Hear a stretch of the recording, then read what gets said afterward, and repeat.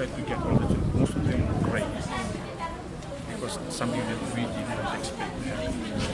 And I told the boys when they said, we just have to thank God because everything happened according to God's plan. We know what this thing is not planned for us, but we just have to thank God. But I told them, don't worry about everything, don't worry about the budget, don't worry about anything. Just thank God you are safe. How many students were inside the bus? There were 41 students, 5 parents, and I'm Before the bus crashed, there had been some students who had already gone. and I think when we started by Rutunagua, we are one student. But Rutunagua with a parent. So those are the only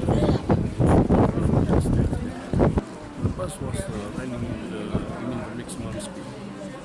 But the only thing that I cannot explain here, how come the bus was a bit unstable. So that's what we don't know. There is something wrong with the bus.